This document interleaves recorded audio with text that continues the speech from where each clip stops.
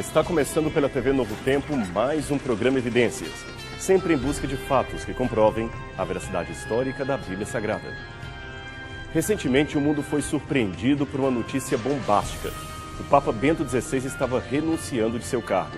Com voz calma, ele leu para os poucos presentes a sua carta redigida em latim, onde dizia renunciar por questões de saúde e para o bem da própria Igreja. Em pouco tempo, um novo conclave foi convocado, e depois da fumaça branca e o tradicional anúncio de Habemus Papam, um novo pontífice é apresentado ao mundo. Novamente, para surpresa de todos, ele, embora descenda de italianos, vem da América Latina e adota o singelo nome de Francisco, homenageando aquele que talvez foi o santo mais humilde de toda a hagiologia católica. Assim, separamos este programa de hoje para contar para você um pouco da história dos papas. Afinal, como surgiu o papado? Seria verdade que Pedro foi o primeiro dos papas? É verdade que o papa é a besta do Apocalipse? Antes, porém, de responder a essas perguntas, precisamos fazer alguns esclarecimentos. Em primeiro lugar, nada é mais infernal no mundo do que o ódio entre os seres humanos. E nada é pior do que o ódio em nome de Deus. E olha que os maus exemplos, infelizmente, podem ser vistos em todos os lados, ninguém está excluído. Vemos crentes desrespeitando imagens e ícones católicos, às vezes párocos impedindo reuniões evangélicas no bairro de sua paróquia. Enfim, qualquer desrespeito à crença do outro é algo abominável. Nós que nos dizemos religiosos, devemos, acima de tudo, aprender a discordar com classe e respeito e, juntamente com isso, ter claro se nossas convicções religiosas são de fato baseados em elementos concretos ou em crendice, tradição ou achismo. Com base nessas observações, eu preciso apenas acrescentar uma coisa para você. Respeito não significa silêncio ou concórdia em tudo que o outro diz. Portanto, se alguns amigos católicos talvez se surpreenderem com o que vamos revelar neste programa, sugiro apenas que investiguem os fatos e vejam a procedência ou não daquilo que vamos dizer aqui. Voltando, pois, à questão papal, a versão tradicional do catolicismo afirma que o apóstolo Pedro teria sido o primeiro papa. Logo, a história do papado, de acordo com essa versão, teria começado no momento em que Cristo confere a Pedro as chaves do reino, dizendo: Tu és Pedro, e sobre esta pedra edificarei a minha igreja.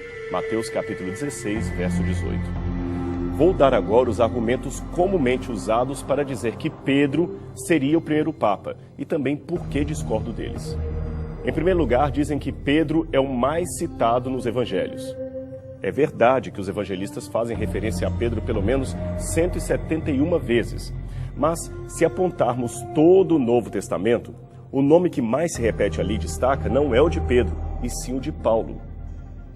Ademais, se a ocorrência de nomes é sinal de hierarquia, saiba que o nome apostólico mais mencionado nos evangelhos depois de Pedro é o de Judas Iscariotes, e nem por isso podemos dizer que ele seria o mentor dos demais. O temperamento expansivo de Pedro, a sua energia, certamente o colocavam em destaque. Era apenas uma questão de personalidade. E é claro que ele foi um dos líderes da igreja, conforme vemos no livro de Atos. Porém, jamais foi o topo da lista ou o papa dos demais apóstolos. Não há nada, nenhuma indicação histórica ou bíblica que aponte para uma liderança, digamos, papal por parte de Pedro. Em segundo lugar, afirmam que Cristo muda o nome de Simão para Pedro. O argumento por detrás dessa fala é que, se Cristo mudou o nome de Simão para Pedro, isto era um fato excepcionalmente importante para indicar que Pedro deveria ser o líder dos demais apóstolos. Por isso, Jesus mudou o seu nome. Ora, o problema é que Pedro não foi o único apóstolo a ter seu nome trocado por Jesus. Não, o Senhor também mudou os nomes de Tiago e João, a quem chamou de Boanerges. Isto você pode encontrar em Marcos, capítulo 3, verso 17. Mudar o nome aqui é apenas colocar um apelido carinhoso e não colocar alguém à frente do grupo. Em terceiro lugar, apontam a lista dos apóstolos como argumento para Pedro. Os teólogos católicos observam aqui que sempre que o nome dos 12 apóstolos é mencionado, o de Pedro vem em primeiro lugar. Aliás, Pedro é citado até em uma expressão coletiva. Pedro e os que o acompanhavam, como está em Marcos capítulo 1, verso 36. Ora, novamente, como dissemos, é ponto passivo que Pedro exerceu certa liderança sobre o grupo, mas isto foi apenas por um pouco tempo. Assim que a igreja se organizou, o primeiro líder efetivo não foi Pedro, e sim Tiago. Você pode encontrar isso em Atos capítulo 12, verso 17, Atos 15, verso 12 e Gálatas capítulo 1, versos 18 e 19. Em último lugar, aponta-se para a frase, tu és Petrus. O contexto desse argumento está aqui. Jesus dirige-se a Pedro, após a sua maravilhosa profissão de fé, que dizem os homens de mim? Que dizeis vós? Aí Pedro responde, tu és o Cristo, o Filho do Deus vivo. E Cristo então confirma a sua promessa. Bem-aventurado és Simão Barjonas, porque não foi a carne e o sangue que a ti revelou, mas sim meu Pai que está nos céus. E eu digo que tu és Pedro, e sobre esta pedra edificarei a minha igreja, e as portas do inferno não prevalecerão sobre ela. E eu te darei as chaves do reino dos céus, e tudo o que ligares na terra será ligado também nos céus. Mateus capítulo 16, versos 16 a 19. Portanto, a ideia aqui é a de que Pedro seria a pedra sobre a qual Jesus edificaria a sua igreja, isto é, a Igreja Católica. Eles ainda baseiam este entendimento no trocadilho entre as palavras Pedro, Petros em grego, e pedra, que seria Petra. Assim, Pedro seria a pedra, isto é, o cabeça dos demais apóstolos e da igreja cristã. O problema com esta interpretação é que, embora não saibamos ao certo qual o jogo de palavras que Jesus teria originalmente usado em sua fala, porque, afinal de contas, ele falava aramaico, existe no Novo Testamento uma grande diferença etimológica entre a palavra grega Petros e Petra. Petros, ou Pedro, refere-se a um pedregulho, uma pedrinha qualquer, enquanto Petra é uma rocha sólida. Note também que Jesus não disse, sobre ti, Pedro, edificarei a minha igreja, mas antes, sobre essa pedra edificarei a minha igreja. Noutras palavras, o que Jesus quis dizer foi o seguinte, Pedro, eu sei que você é sincero, mas você é apenas um pedregulho. Contudo, a minha igreja eu edificarei sobre essa rocha sólida, muito maior do que você. Interessante que o próprio Pedro, talvez se lembrando desse episódio, falaria posteriormente dos crentes, isto é, da igreja, como sendo um edifício de pedras que vivem alicerçadas sobre a pedra viva, que é Cristo Jesus, e não o próprio Pedro. Isto está em 1 Pedro, capítulo 2, versos 1 a 10. E Paulo, diga-se de passagem, segue na mesma linha, como você pode ver, por exemplo, em 1 Coríntios, capítulo 3, verso 11. Leia esses textos com calma. Outro problema com essa interpretação tradicional católica é que não encontramos nenhuma vez nos evangelhos Cristo indicando aos demais apóstolos que Pedro seria o seu líder. Pelo contrário, o Salvador sempre deixou claro a igualdade hierárquica entre os 12. Em Mateus capítulo 23, versos 1 a 12, ele adverte que não aceitassem ser chamados de pai, porque só Deus é pai. Curioso que, contrariando isto, o líder da igreja se autodenomina Papa, que é justamente pai em latim. E também que não aceitassem ser chamados de guias da igreja, porque Cristo é o único guia. Novamente, o clero se denominou por muitas gerações o supremo guia espiritual e teológico dos leigos. Indo para a questão das chaves dadas a Pedro com a ordem de ligar e desligar no céu e na terra, questão esta tão valorizada na iconografia católica, isto é facilmente compreendido se entendermos em outras passagens que este mesmo elemento é conferido a todos os discípulos de Cristo e não apenas a um deles.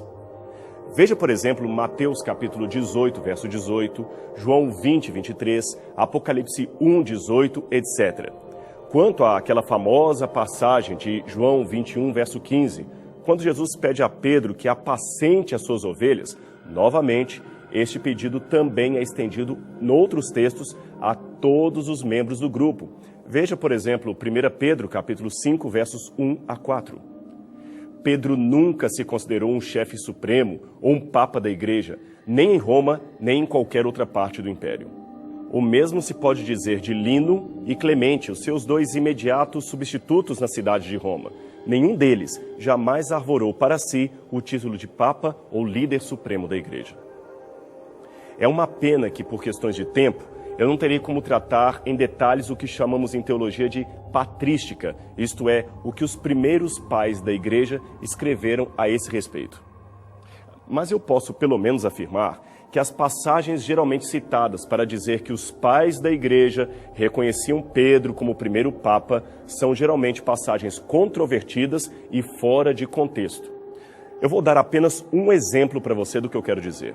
O famoso Santo Agostinho de Hipona, um dos teólogos mais respeitados da igreja, negou veementemente que Jesus se referia a Pedro quando disse: "Sobre esta pedra edificarei a minha igreja". Mas alguns teólogos mostram diversas passagens escritas por Agostinho, onde ele aparentemente estaria validando a interpretação tradicional de ser Pedro a pedra onde Cristo edificou sua igreja. Mas, geralmente, esses colegas teólogos, de quem discordo com muito respeito, não informam que no final de sua vida, Agostinho escreveu uma obra em latim chamada Retractationes, isto é, reelaborações, onde ele esclarece e corrige algumas de suas declarações prévias que não foram bem compreendidas por alguns leitores. E ali, ao falar de Pedro, ele esclarece no livro 1, capítulo 20 ou 21, dependendo da versão, no verso 1, que apesar da má compreensão de muitos, para ele, Agostinho, a pedra na qual a igreja fora fundada era Cristo e nunca Pedro. Isto está claramente lá, pode ser conferido inclusive no original latino da obra. É só olhar para confirmar. Aliás, esta mesma informação pode ser encontrada também nesta antiga edição católica da Bíblia de Figueiredo, lançada em Lisboa. Então, se Pedro não foi o primeiro papa, quem foi? Como começou esse sistema papal? No segundo século depois de Cristo, a igreja estava mais organizada e começou a haver mais destaque para líderes locais, geralmente anciãos que cuidavam de uma pequena congregação de fiéis. O respeito adquirido por esses líderes era proporcional ao tamanho da cidade onde a sua congregação estava localizada. Então criou-se com o tempo uma hierarquia entre os anciãos ou líderes locais e os mais respeitados eram aqueles, é claro, que tinham uma cidade maior. Esses passaram a ser mais reconhecidos. Eles foram então chamados de episcopos, um termo grego que literalmente quer dizer aquele que vigia sobre os demais.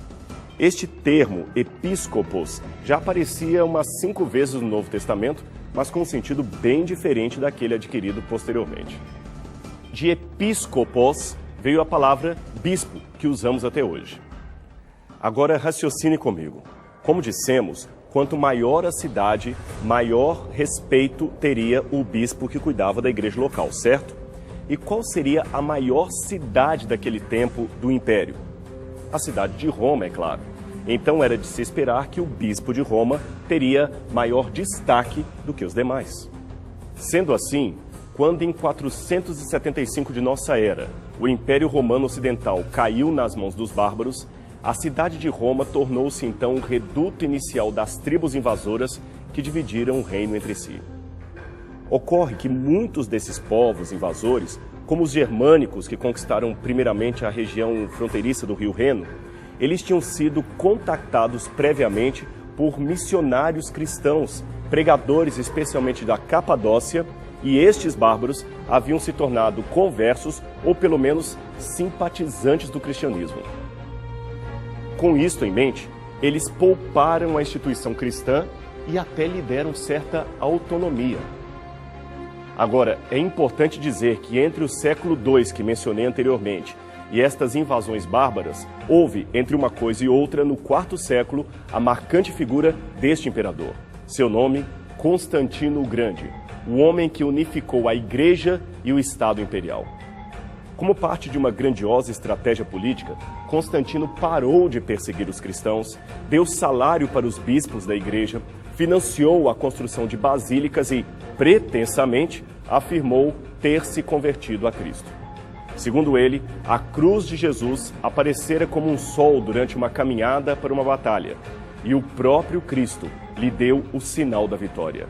In hoc signo vinces, teria dito Cristo, que em latim quer dizer, sob este símbolo vencerás. Então uma mescla de simbolismo cristão e romano começou agora a aparecer em todas as partes do império. Decretos e mais decretos favorecendo o cristianismo foram expedidos. A igreja agora já não era apenas católica, isto é, universal. Ela passara a ser católica, apostólica, romana. E o bispo de Roma era o que mais ganhava com esta situação. Ele, aliás, não tardou em pleitear e conseguir mais e mais destaque sobre os demais bispos da igreja. Houve uma luta acirrada entre os patriarcas para determinar qual teria a autoridade e a hegemonia sobre os demais. Vários fatores contribuíram para que tal posição ficasse com o bispo de Roma. O seu sucesso em resistir a várias heresias e movimentos deu-lhe uma alta reputação de ortodoxia, enquanto várias facções contendentes de várias partes do império frequentemente apelavam para o bispo de Roma para decidir sobre as suas dissidências teológicas. Já no final do segundo século, o bispo de Roma queria fazer valer a sua supremacia a qualquer custo. Um exemplo disto é o que fez Victor I. Ele orientou as igrejas orientais a celebrarem a Páscoa nos domingos. Não sendo atendido, tratou de excomungar os cristãos desobedientes. Depois disto, a partir do quarto século, o recurso a Mateus 16, 16 a 19, se tornou cada vez mais frequente para fortalecer a supremacia do bispo de Roma, que, a partir de então, passou a ter exclusivamente o título de Papa. Assim, no ano 380 d.C., o imperador Teodósio proclamou o catolicismo religião oficial de Roma. E esse imperador deu tanta força ao Papa que ele mesmo foi, ironia das ironias, excomungado pelo bispo de Roma e obrigado a curvar-se perante as suas exigências. Às vésperas da morte de Teodósio, o Estado romano pela primeira vez reconheceu a existência de uma instituição cujo poderio superava a força do império, e vários imperadores seguintes confirmaram o mesmo ofício. Então, para completar os rumos dos bons ventos políticos, a Igreja foi a única instituição do Império Ocidental capaz de sobreviver à ocupação germânica, que mencionei anteriormente.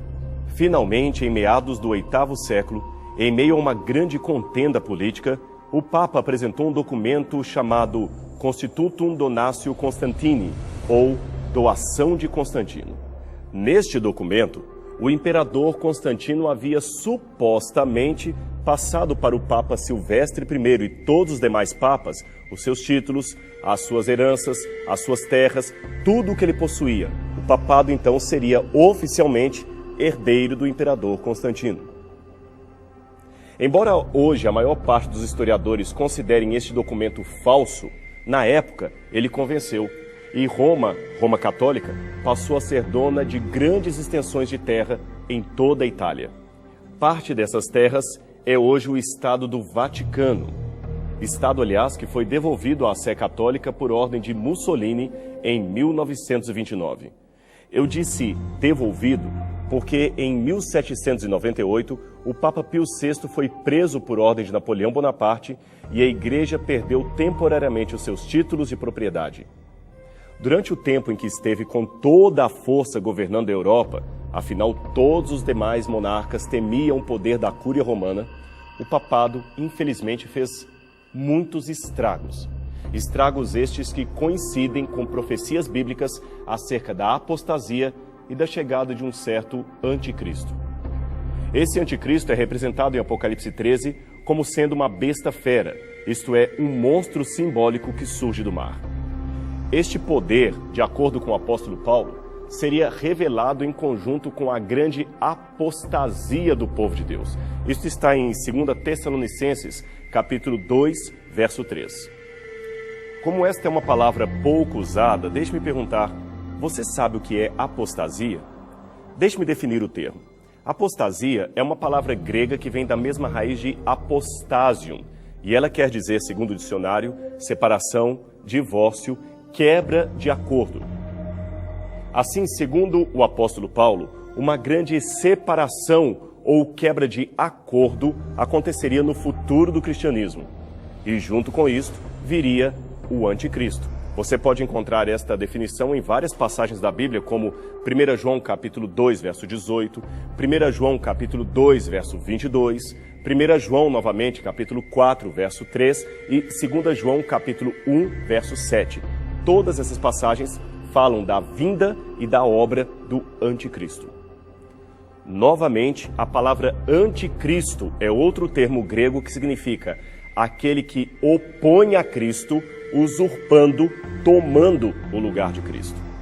Um estudo sistemático da Bíblia e da interpretação mais antiga das profecias apocalípticas mostra que os cristãos primitivos sempre entenderam que este anticristo seria uma união perigosa entre a Igreja e o Império Romano.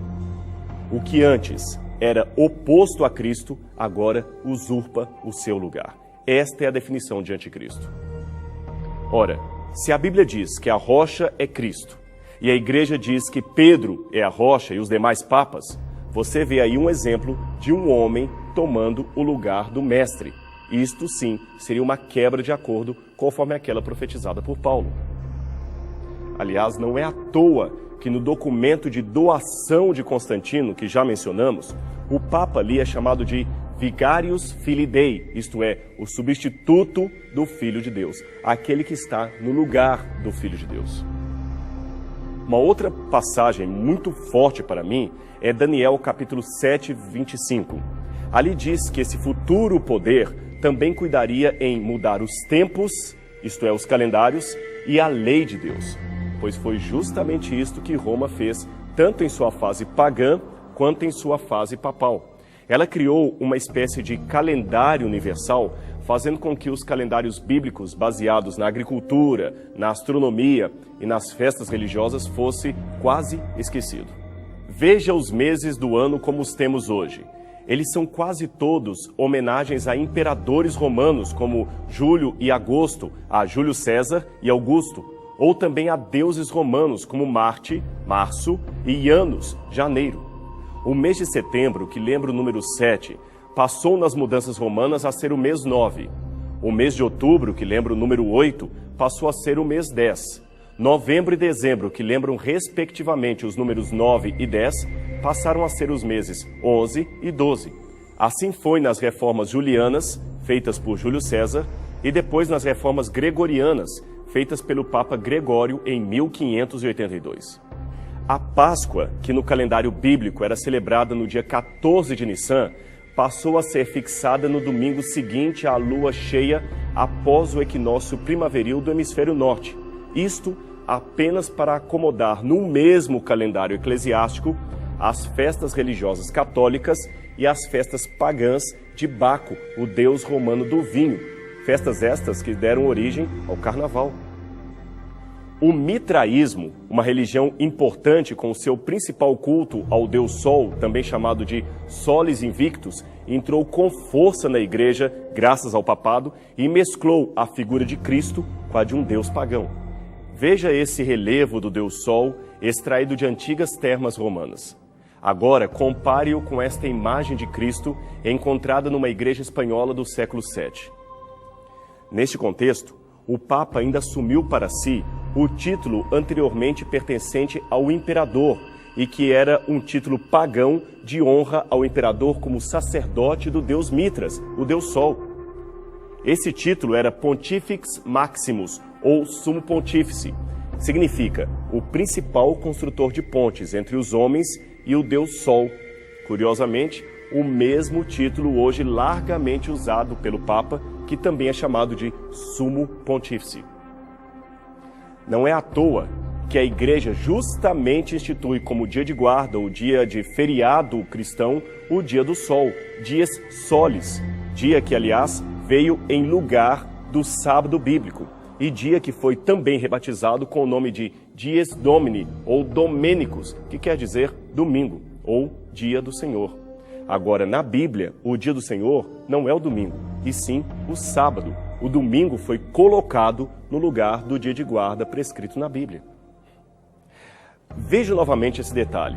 No calendário bíblico, o sábado é chamado de sétimo dia da semana, mas a cultura eclesiástica fez do domingo o sétimo dia. É por isso que, contraditoriamente falando, o domingo encerra o chamado fim de semana. Mas veja que estranho, o dia seguinte é chamado de segunda-feira e não de primeira-feira. Com isso em mente, nós podemos passar para a segunda parte da profecia de Daniel, capítulo 7, verso 25. Afinal de contas, ali diz que esse poder não mudaria apenas os tempos, isto é, os calendários, mas também a lei, isto é, a lei de Deus. Agora, pegue em sua casa uma Bíblia católica, e abra qualquer Bíblia católica, protestante que seja, em Êxodo capítulo 20. Depois tome um catecismo e abra na parte que fala dos 10 mandamentos. Uma vez feito isto, compare os dois textos, da Bíblia e do catecismo. Você se surpreenderá ao ver como a igreja mudou arbitrariamente os 10 mandamentos, isto é, a lei de Deus. Eu poderia ainda falar muito mais coisas sobre o Santo Ofício, as indulgências, a Inquisição, mas eu creio que já dei informações muito fortes para você. Portanto, aqui vão as minhas considerações finais e eu gostaria que você prestasse bastante atenção nelas. Primeiro, não pense que esses assuntos que nós exploramos têm por objetivo endemonizar a pessoa física daquele que é eleito para ocupar o trono papal. De jeito nenhum.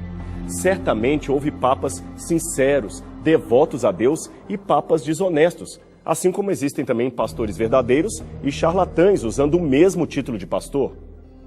O ponto aqui não é atacar a imagem de uma pessoa, mas expor com fatos históricos, bíblicos e proféticos as discrepâncias teológicas do regime chamado regime papal.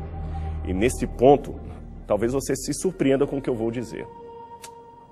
Não confie prontamente no que eu estou dizendo. Isto mesmo. Essas informações que você recebeu foram dadas com o fim de que você investigue por si mesmo os fatos e conclua a respeito do que está por detrás do maior sistema eclesiástico do mundo, se ele é mesmo um sistema bíblico ou se está cumprindo o papel do anticristo predito na Bíblia. E com relação às pessoas que estão na Igreja Católica, deixe-me dizer que eu mesmo fui católico. E eu me ofendo profundamente quando um protestante ou evangélico sugere que eu só me converti quando abandonei o catolicismo. Isto simplesmente não procede. Preste atenção no que vou dizer para você. Eu era um católico muito bem convertido, tão convertido como hoje. O que os adventistas fizeram foi apenas dar-me a chance de conhecer verdades acerca do Deus que eu já amava e não sabia. E como eu, certamente há milhares, eu diria milhões de outros sinceros na Igreja Católica.